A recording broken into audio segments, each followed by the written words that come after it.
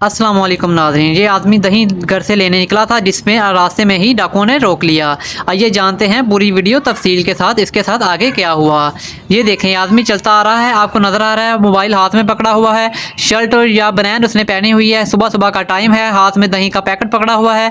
वो देखें, आते ही उसने सामान निकाला है। डाकू ने काला सूट और सर पे कैप ली हुई है, दूसरे डाकू ने नीला सूट और सर पे कैप पहनी हुई है। वो देखें, आदमी गरीब बंदा क्या करे, यहाँ पे गरीब बंदा सर पे हाथ रख के खड़ा हो गया है कि ये मेरे साथ क्या हो गया है। बंदा पूछे, भाई तू सुबह सुबह निकला है, तुम्हें नहीं पता ये कराची है, कराची में वारदातों का सीन तो चलता ही रहता है। वो देखें, दही हाथ में पकड़ा है, शुक्र करे कि अभी डाकुओं ने इस पे रहम दिली दिखाई है, इसके ऊपर नरमी दिखाई है कि वो इसका दही नहीं लेके गए, नहीं तो उनको भूख लगी होती तो उन्होंने इसका दही भी ले जाना था। कराची के डाकू इतने आगे तक पहुंच चुके हैं। वो देखें, अब गरीब आदमी सर पे हाथ रख के खड़ा है कि ये मेरे साथ सुबह सुबह क्या हो गया। वो देखें, आराम से अब घर की तरफ चल पड़ा है।